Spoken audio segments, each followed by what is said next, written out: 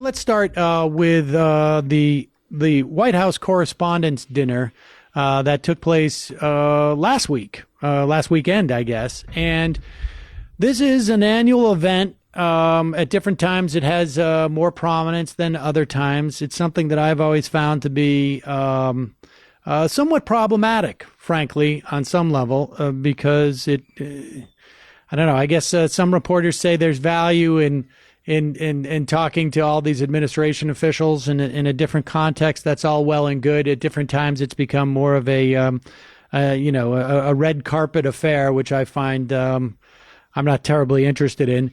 But Michelle Wolf, she is a writer for The Daily Show. She has her own show on Netflix. Had did her monologue, and it was pretty scathing. I think some of it was pretty funny. Some of it was okay.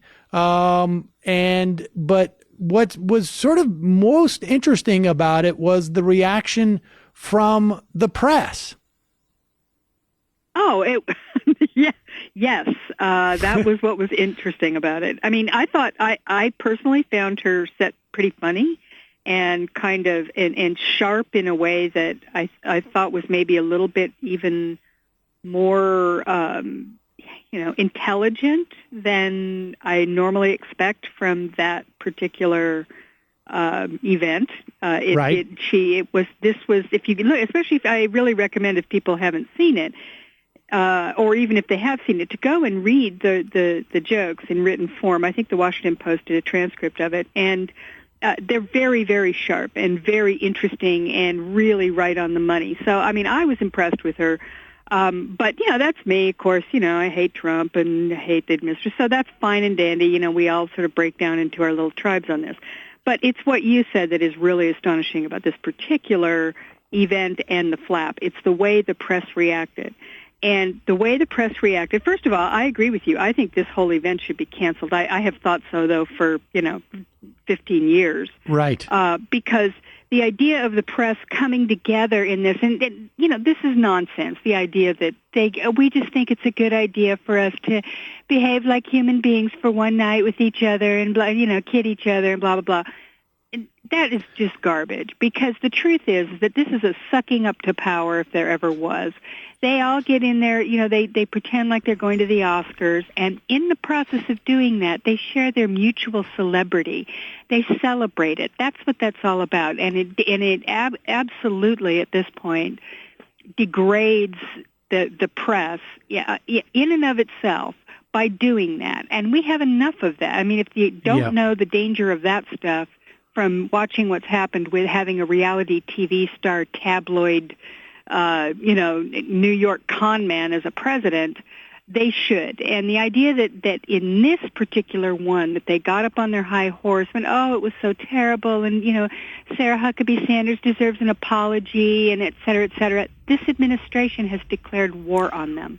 Well, They did that after everything. Trump simultaneously, as the thing was going on, was in Michigan, degrading them as disgusting human beings, and his followers were standing in front of the cage that they put the media in at his rallies, screaming at them and spitting on them and calling them, every name in the book, calling them filth. And these people were sitting there in that audience and going, I'm so offended on Sarah Huckabee Sanders' behalf, the woman who works and apologizes for this man every day.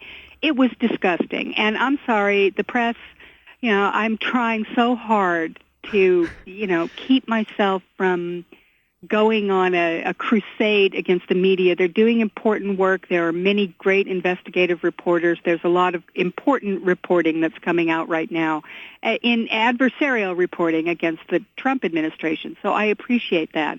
But it's this kind of thing that makes people on both sides absolutely look at the media and go, what is the point? Why am I defending you? What are you doing? And so that this whole thing I really thought was a very telling moment, and I'm kind of hopeful. I know that we don't want Donald Trump to get any wins, but if we give him one win, let's give him the win of canceling the White House Correspondents Dinner. Right. I'll go along. I'll give him credit for that one if that's what we need to do. let me just dwell on the sort of on the White House Correspondents Dinner, more generally. Back in the aughts, it was given, on the advent of Twitter, it was given the nickname Nerd Prom. And I know in your piece in Salon, you cited that as well. And I think we should just sort of it gives an interesting insight into the way that the reporters see themselves and the way that the journalists see themselves, right? Because if it was the jock prom, they would, because look, there's no nerds when you're adults, right? This is a term from high school. There's a certain amount of aggrievement when you self-identify this way. And of course, they're doing it ironically, right? Because they don't really think they're nerds. There's a certain amount of aggrievement. And so these are people who are put upon and almost make it feel like we deserve it. We deserve this prom. And that is what is at the heart, sort of problematic about it. And it's that same sort of righteousness that I think they are out there so vociferously defending Sarah Huckabee Sanders. I think on one level, it's that notion that we're a priesthood and we need to protect it. On the other hand, I think there's also a lot of them who are doing it just for access, and they're selling out that fundamental premise.